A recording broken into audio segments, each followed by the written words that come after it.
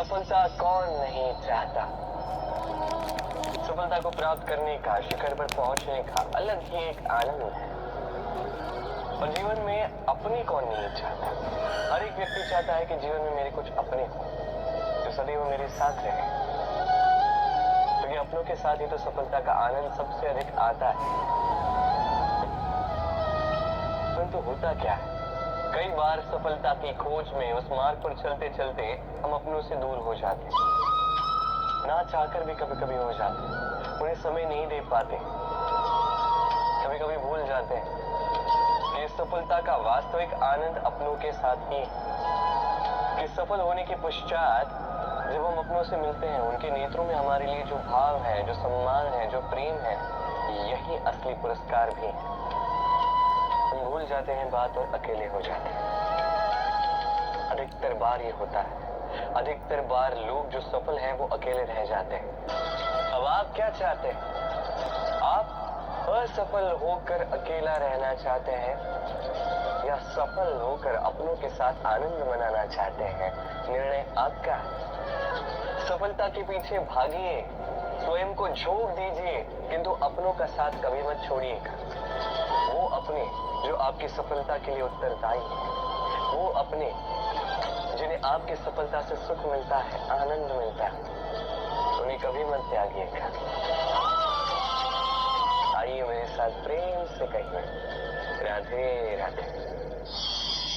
बल, शक्ति, पराक्रम इस संसार के विकास का मूल है।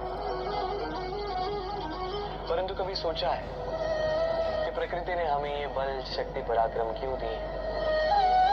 ताकि हम जीवन में किसी का उद्धार कर सके, किसी की सहायता कर सके, किसी के लिए कुछ अच्छा कर सके, किसी निर्धनी, किसी दुर्बल की रक्षा हम कर सके, इस बल, इस शक्ति का सदुपयोग कर सके। कभी आप देखिए किसी ऐसे व्यक्ति को जिसके पास अटल शक्ति है पर साथ ही अटल अहंकार भी, जो स्वयं को ही सर्वश्रेष्ठ मान लेता है, बुरे कर्म करता है। आप देखेंगे कि प्रकृति और मनुष्य उसे तोड़ने की साधना में लग जाते हैं। स्मरण रखिए, विशाल से विशाल पर्वत क्यों ना हो, यदि वो मार्ग में है तो उसे तोड़ के मार्ग प्रशस्त किया ही जाता है। तो यदि आपके पास शक्ति है, बल, पराक्रम है, तो इसका सदुपयोग कीजिए, किसी की सहायता कीजिए, किसी की रक्षा कीजिए। यदि आप अपनी शक्तियों का दुरुपयोग करते हैं तो स्मरण रखिए, आप अपने ही विनाश को आमंत्रित कर रहे हैं। अब बल अर्जित करने के पश्चात, ये शक्ति अर्जित करने के पश्चात आप स्वयं का विनाश चाहते हैं या इस संसार का उद्धार चाहते हैं? निर्णय आपका। राधे राधे। पक्षी राज कहलाता है बाज। बाज की जीवन आयु लगभग 70 वर्ष। अब 40 वर्ष में आते आते उसके पंजे लंबे और लचीले हो जाने लगते हैं, चोंच टेढ़ी हो जाती, पंख भारी हो जाते हैं, अर्थात वो भव्य उड़ान नहीं, वो शक्ति नहीं। अब बाज क्या करे? बाज सबसे कठिन चयन करता है, चयन स्वयं की पुनर्स्थापना का। सर्वप्रथम किसी विशाल पर्वत पर जाता है, एकांत में अपना एक घोंसला बनाता है और फिर चट्टान पर अपनी चोंच मार मार के अपनी चोंच ही तोड़ देता है। फिर प्रतीक्षा करता है चोंच के पुनः उग जाने की। फिर वही अपने पंजों के साथ भी करता है। तत्पश्चात अपनी भारी पंख एक एक करके स्वयं नोच के निकाल देता है। फिर 150 दिन की पीड़ा सहने के पश्चात उसे फिर मिलती है वही भव्य उड़ान, वही शक्ति, और फिर वो जीवन के अगले 30 वर्ष जीता है। क्या समझे? यदि इच्छा शक्ति हो तो एक दुर्बल भी बली बन सकता है। आप भी यही कीजिए, अपने बीते हुए कल के अस्तित्व का भार त्याग दीजिए और कल्पना की एक उन्मुक्त उड़ान भरी, स्वयं की पुनर्स्थापना करिए, तभी सर्वश्रेष्ठ बनेंगे। और स्मरण रखिए, ये छोटे छोटे आरंभ ही बड़े बड़े शिखर तक ले जाते। तो आइए और मेरे साथ प्रेम से कहिए राधे राधे। मनुष्य और धन, इन दोनों में संबंध अत्यंत गहरा है। धन वो शक्ति है जिसका उपयोग मनुष्य करता है सांसारिक वस्तुओं को खरीदने के लिए, अपना जीवन यापन करने के लिए। और मनुष्य वो शक्ति है जो धन को महान बना देती है। अब एक बात है, उपयोग करना चाहिए धन का और प्रेम करना चाहिए मनुष्य से। ये बात अधिकतर लोग समझ नहीं पाते। लोग यही सबसे बड़ी भूल कर बैठते हैं। तो प्रेम करते हैं धन से, तो उपयोग करते हैं मनुष्य का। ये अनुचित है। देखिए, आप किसी सुई से युद्ध नहीं लड़ सकते, ना किसी तलवार से वस्त्र सी सकते नहीं। क्या किसके लिए है ये समझना आवश्यक है। आप भी उचित दिशा में कदम उठाइए। प्रेम कीजिए मनुष्य से और उपयोग कीजिए धन का। यदि आप मनुष्य का उपयोग करने लगे तो आपको प्रेम होने लगेगा धन से। प्रेम धीरे धीरे परिवर्तित होगा लोभ में और धीरे धीरे ये आपका अंत कर ही देगा। तो सभी मनुष्यों से प्रेम कीजिए और इसी प्रेम के साथ कहिए राधे राधे। कहा जाता है जीवन में प्रेम करना ही सुख का मूल है। सत्य भी। अब प्रश्न ये उठता है कि प्रेम किससे किया जाए। यदि आपको कुछ क्षणों के लिए सुख चाहिए तो प्रेम कीजिए अपनी रुचियों से। यदि आपको कुछ दिनों के लिए सुख चाहिए प्रेम कीजिए अपने मित्रों से। यदि आपको कुछ महीनों के लिए, कुछ वर्षों के लिए या अनेक वर्षों के लिए सुख चाहिए तो प्रेम कीजिए अपने परिवार से, माता पिता, अपनी संतान, पति पत्नी, अपने संबंधियों से। किंतु यदि आपको सदा सदा के लिए सुखी रहना है तो प्रेम करना होगा केवल अपने कर्म से। क्योंकि संबंध चाहे जैसा भी कभी न कभी टूटता ही है। ये संसार कुछ ऐसा ही है कि जिसका साथ मिलता है उसका साथ छूटता भी। केवल कर्म ही एकमात्र ऐसा है जो कभी आपका साथ नहीं छोड़ेगा। मृत्यु के पश्चात भी यही कर्म आपको जीवित रखते हैं। इसलिए सदैव स्मरण रखिए, ये कर्म धर्म समझ कर निभाइए। जीवन के अंतिम क्षण तक कर्म से प्रेम कीजिए। जीवन के अंतिम क्षण तक सुखी रहिए। और मैं तो सदैव कहता हूं, तू बस कर्म करते जा, फल की चिंता ना। तो आइए और मेरे साथ प्रेम से कहिए राधे राधे। क्या आपने कभी जल को अपनी मुट्ठी में बंद रखने का प्रयास किया है? चलो आज करते हैं।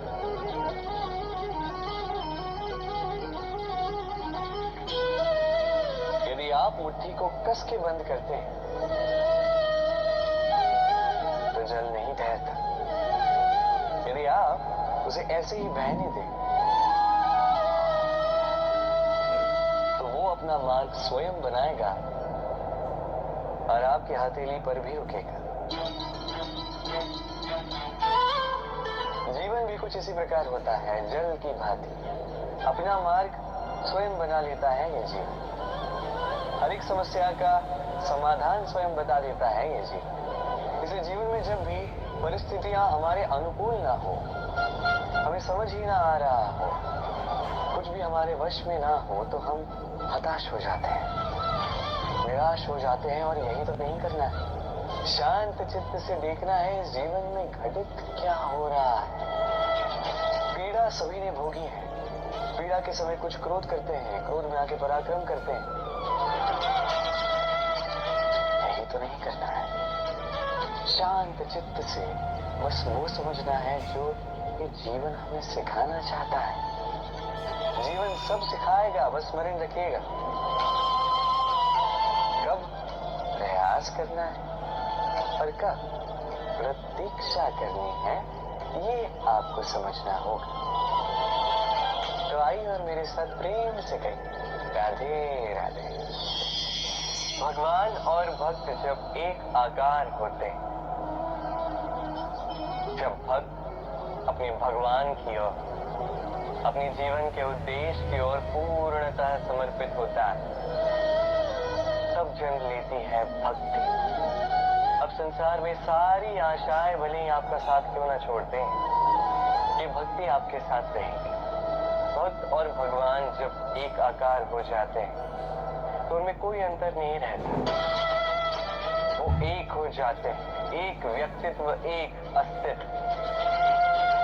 इसलिए कभी भी जीवन किसी भी रूप में, किसी भी प्रकार में, किसी भी ईश्वर को मानिए, मन में श्रद्धा जागृत कीजिए, इस भक्ति को जागृत कीजिए। संसार में भले ही सब कुछ आपको छोड़ के चला जाए, तब भी ये भक्ति केवल आपका उत्थान ही करेगी। तो मन में इस भक्ति को जगाइए और मेरे साथ प्रेम से कहिए, राधे राधे। मैं क्षण भी हूं, युग भी, मैं कण भी हूं, ब्रह्मांड भी, मैं भीतर भी हूं, बाहर भी, मैं साकार भी हूं, निराकार, मैं आदि का प्रारंभ भी हूं और अंत का अंत भी। प्रथा और रीति दोनों में यही तो अंतर है। रीति के साथ नीति जुड़ी होती है, किंतु प्रथा के साथ किसी के मन की बुनी हुई कोई कथा।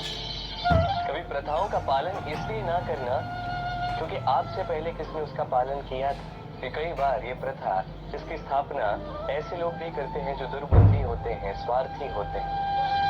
तो पालन करने से पूर्व 10 बार सोचना। संसार ईश्वर ने रचा है, तो सारे जीव, सारे प्राणी ये तो ईश्वर की संतान हुए ना। तो संतान एक दूसरे की बलि दे रहे हैं, ये ईश्वर को अच्छा क्यों लगेगा? हम सदैव चाहते हैं कि ये संसार हमें ज्ञानी कहे, बुद्धिमान कहे, समझदार कहे, किंतु मूर्ख कभी न कहे। मूर्ख इस शब्द से सभी कतराते हैं, दूर भागते हैं, किंतु एक सरफे से सभी अनजान हैं। मूर्ख बनना बुद्धिमान बनने की ओर पहला कदम होता है। आप बड़े से बड़े दिग्गज ज्ञानी के साथ बैठ जाइए, कितनी भी बातें कर लीजिए, कितना भी ज्ञान बांट लीजिए, अनुभव मूर्ख बनने के पश्चात ही प्राप्त होता है कि नहीं? मूर्ख बनने के पश्चात आपको ये समझ में आता है कि क्या नहीं करना चाहिए। ज्ञानी आपको ये बताते हैं कि क्या करना चाहिए, और इस संसार में क्या करना चाहिए से कई बड़ा ज्ञान होता है कि क्या नहीं करना चाहिए। इसलिए सदैव स्मरण रखिएगा, आपसे हुए कुछ भूलें आपको कोई मूर्ख बना जाता है, आपके साथ छल कपट करता है, तो कोई बात नहीं, ये अंत में आपको और बुद्धिमान ही बनाएगा। इस समय सकारात्मक रहिएगा, ये संसार आपको ज्ञानी अवश्य कहेगा। राधे राधे। क्या आपने कभी किसी उपवन को संजोते हुए माली को देखा है? कभी किसी एक वृक्ष पर दीमक लग जाते हैं, माली उस एक वृक्ष का नहीं, समस्त उपवन का उपचार करवाता है। अब आप कहेंगे ये कैसी मूर्खता है, दीमक एक वृक्ष पर लगे हैं, समस्त उपवन का उपचार किस लिए करवाना? अरे परिश्रम बचा सकते थे। किंतु माली अच्छे से जानता है, दीमक भले ही एक वृक्ष पर लगे हो, नाश पूरे उपवन का कर सकते हैं। अब माली की ये सोच, ये सीख कहीं और भी लागू होती है। इस संसार में हम केवल अपने परिवार के विषय में सोचते हैं, उनका ध्यान रखते हैं, प्रयास करते हैं कि वो संपन्न रहे, सुखी रहे, और उसी समय इस समाज के कुछ विरोधी तत्व इस समाज को खा जाते हैं, इसे नष्ट कर जाते हैं, और हमारा ध्यान केवल अपने परिवार पर। इसलिए जब बात आती है राष्ट्र की, देश की, तो उसके लिए भी निर्णय लेना होगा, उसके लिए भी त्याग करना होगा।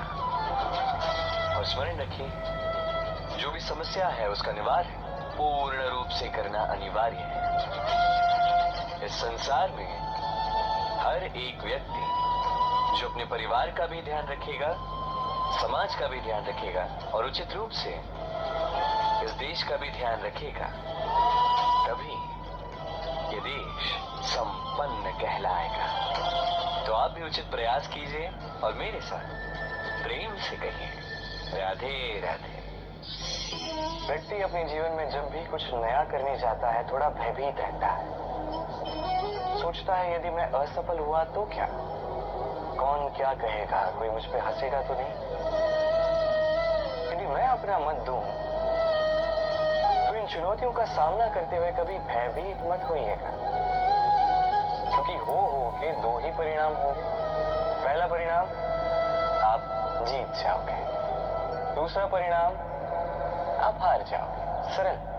यदि आप जीत गए तो आप सबका नेतृत्व करोगे, किंतु यदि आप हार भी गए तभी आपके पास वो अनुभव आएगा जिससे आप आने वाली पीढ़ी का मार्गदर्शन कर सकते हैं।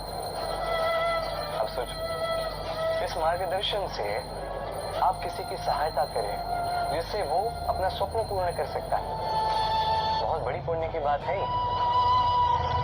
एक सरल सी बात समझ लीजिए, जीत हो या हार दोनों एक ही ओर ले जाते हैं और वो है जीत की ओर। बस अपना दृष्टिकोण शुभ रखिए और अपनी चुनौतियों को सीमित मत कीजिएगा, इन सीमाओं को चुनौती दीजिए। स्वयं के इस व्यक्तित्व को विशाल बनाइए, शक्तिशाली बनाइए और मेरे साथ प्रेम से कहिए राधे राधे। भगवान और भूल दोनों एक ही अक्षर से आरंभ होते हैं और तो और दोनों की राशि भी एक ही। अब आप कहेंगे भगवान भूल, इसमें क्या समानता हो सकती है? बहुत बड़ी समानता है। न केवल ये एक अक्षर से आरंभ होते हैं बल्कि इनका विजय मंत्र भी एक ही है। भगवान को मानो, उन पर विश्वास करो, उन्हें स्वीकार करो। ये करोगे तो मन की दृष्टि से भगवान देखे जाते हैं और वो आपको संपन्न कर देते हैं। यही भूलों के साथ भी अपनी स्वयं की भूलों को मानो, स्वीकार करो, सब कुछ अपने आप ही स्पष्ट रूप से दिखने लगता है। जिस दिन आप अपनी भूल स्वीकार करना सीख जाते हैं उसी दिन से प्रक्रिया आरंभ होती है अपनी भूल को स्वीकार करने की। आप समझ जाते हैं कैसे अपनी भूलों को सुधारना है। स्मरण रखिए, स्वयं को श्रेष्ठ बनाने के लिए अपनी भूलों को स्वीकारना आवश्यक है। इस जीवन में शांति लाने के लिए ईश्वर को स्वीकार करना आवश्यक है। सदैव अपने गुण और अपने दोष स्मरण रखिए, आजीवन सुखी रहोगे। राधे राधे।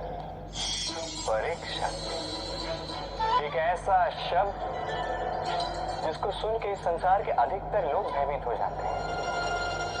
कारण क्या है? असफलता का भय।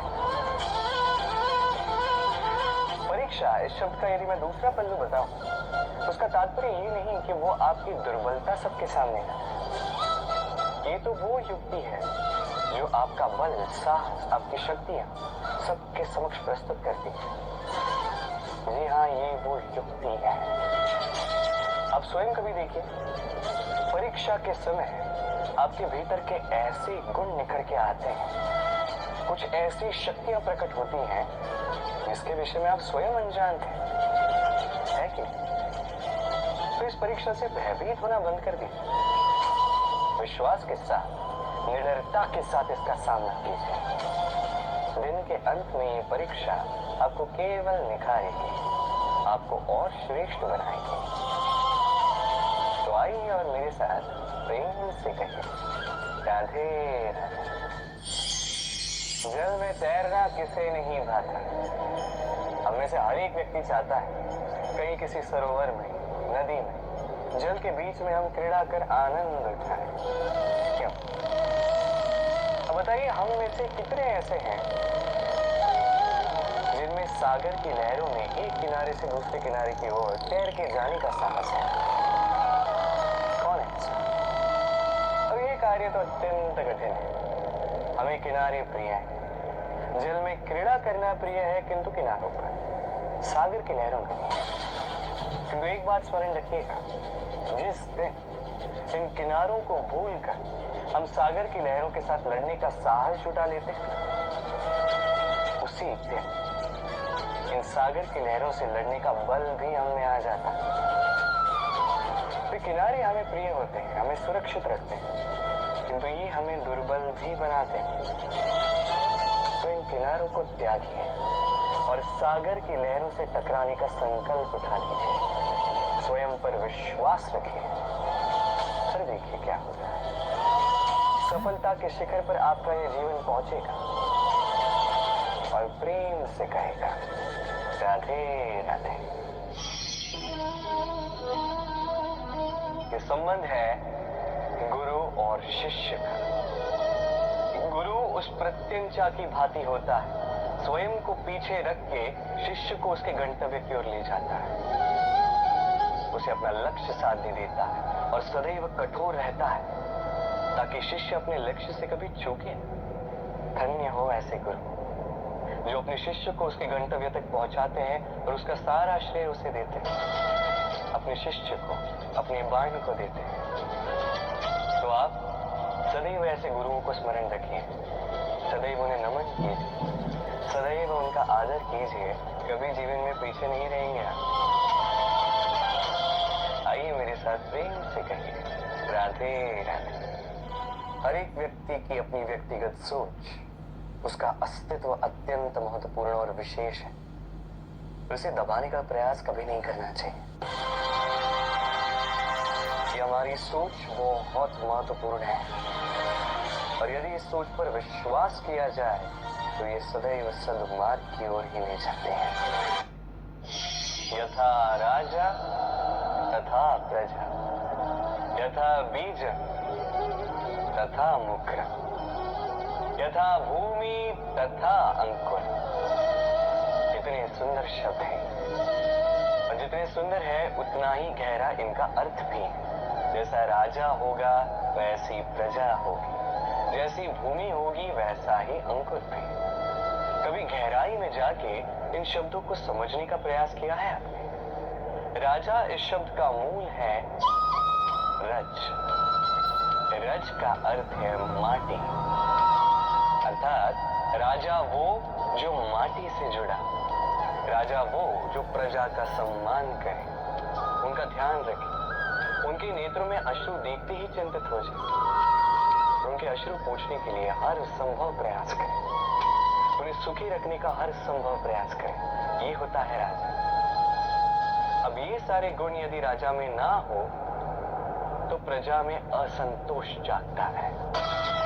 ये असंतोष विद्रोह का रूप लेता है और विद्रोह किसी भी रूप में विनाशकारी ही होता है। तो राजा को प्रजा का ध्यान रखना चाहिए और प्रजा को भी राजा में विश्वास रखना चाहिए, उसका अनुकरण करना चाहिए। जब ये दोनों साथ आएंगे तभी ये शासन स्थिर होगा, तभी ये देश नियंत्रण में होगा। यदि दोनों में से कुछ भी अनियंत्रित हो गया तो महाविनाश होना ही होना। तो राजा अपना कर्म करे, प्रजा अपना धर्म निभाए और मेरे साथ प्रेम से कहे, राधे राधे। बरगद का वृक्ष, वट वृक्ष, इस संसार के सबसे विशाल वृक्षों में से एक है। क्या कुछ नहीं करता, अनेक वर्षों तक ये वृक्ष जीवित रहता है, ये सदैव बढ़ता ही जाता है। कितने सारे पक्षियों को, पशुओं को ये आश्रय देता है, राह में जाने वाले राही को ये शांति देता है, आश्रय देता है, विश्राम करने का स्थान देता है, शीतल छाया देता है। वट वृक्ष संसार के सबसे विशाल वृक्षों में से एक। इसका बीज राई से भी छोटा होता है, किंतु वो धरा के नीचे समा जाता है, अपनी खोल को तोड़ता है और पहला अंकुर निकलता है और फिर धीरे धीरे धीरे छोटा सा बीज एक विशाल वट वृक्ष में